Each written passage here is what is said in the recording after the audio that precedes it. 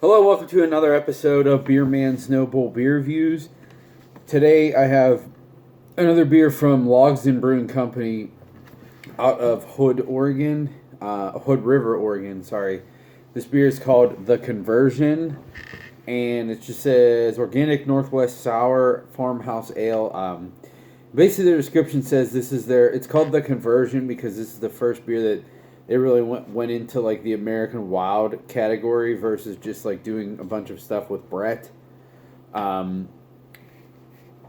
which is interesting because now I've definitely had several things that were in the actual like Wild category versus just Brett from these guys. But this bottle's from 2016, December 2016, so it makes sense from back then, a couple years ago. But I have had a few things that were Wild from them, which were really good. So I'm excited to try this, see how it aged. I've had a couple aged things from these guys, and they've all been really good, so I'm pretty excited to crack this open. I have not had this before, and it is 7.7 ABV. So, and this is also very cold. I don't know if you could hear that on the video, but that was a very loud hiss. They're notorious for, if their stuff isn't chilled to like 40 degrees or lower, their bottles gush, which, I mean, they're all usually filled with Brett, so Brett eats up everything, which is going to produce a lot of carbonation. But them, more than probably like any other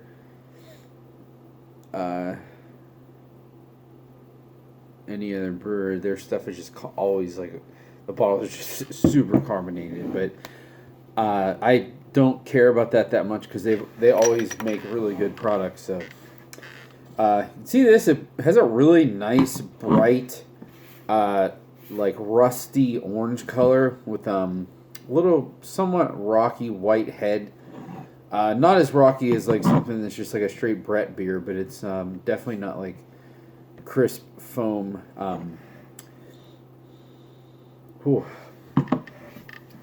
That smells really nice. There's a lot of apple skins.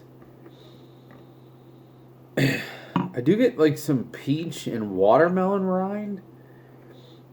The watermelon thing's really interesting because I don't usually get that out of any type of American Wild Ale. But no, every time I smell it, I'm definitely getting watermelon. There's for sure like a minerally character to it too.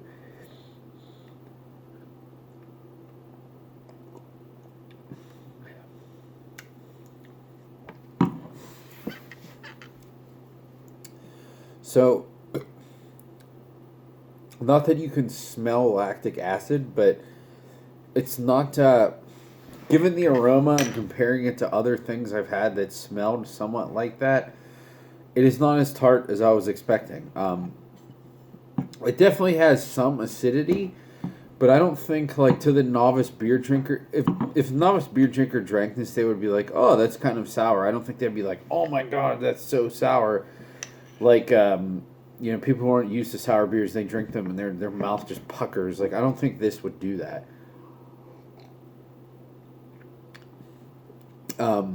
It does, like, kind of sting on the sides of the tongue, but to me, I'm perceiving that to be more from the carbonation than the actual acidity, because it is very heavily carbonated, which I think is completely appropriate for this style. It's actually very drying on the back end. It has a nice like wet leathery quality to it. I do get some of those fruit notes that I was getting in the aroma, but they're a lot more subdued. It's a lot more like grassy and barny, but like Brett Barney, not like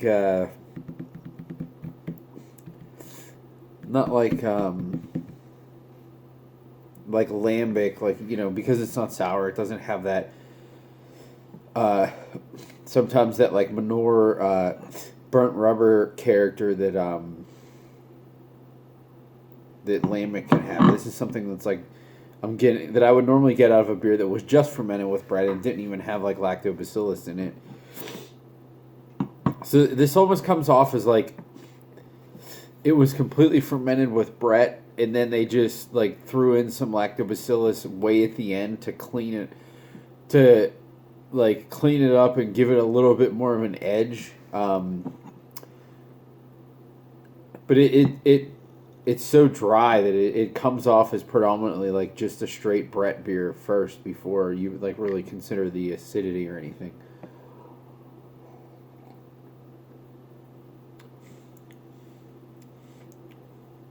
Like I said, it's very leathery. I do get some of those apple skin qualities to it too. Almost like a very slight hint of like apple cider vinegar that you get out of Flanders Reds.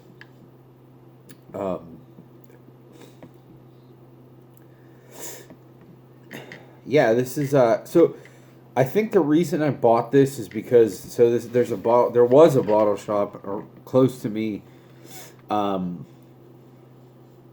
They closed now, unfortunately, but I guess for whatever reason, Logsdon stuff never sold in their shop. So they always had Logsdon stuff like for half off on the 50% off shelf. So I would always scoop up Logsdon because they make a lot of good beer. It's kind of pricey, but when it's half off, it's cheap.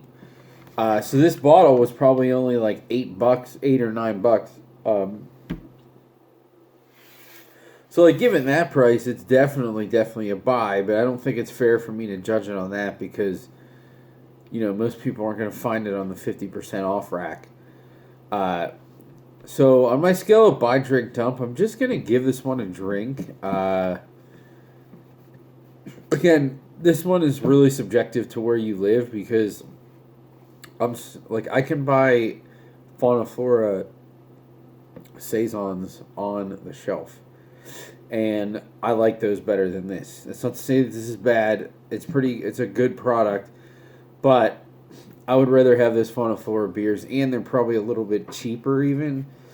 But if you don't live in an area where you can buy like really well-made American wild ales for a pretty solid price off the shelf, then I would say this is definitely a buy because this is pretty widely distributed as far as I know. Logsdon gets over a lot of the U.S. as far as I know. I mean, they're in Oregon and I'm in North Carolina and they distribute here. And I know they go to like Philly and Chicago. So I'm gonna give this one a drink, but that's just because of the scenario I live in. But if you're in an area of the country where you don't readily have like really good quality American wild ales like just off the shelf that you can buy, I would say this is a buy. So kind of I'll give it that caveat, but for me, I'm just gonna give it a drink. But it's still a really well made beer, and I've never had a bad beer from Logsdon. I'll just put it that way. So that's all I got in this one. Please like, comment, subscribe. Let me know what you think, and I look forward to doing the next one. Thanks.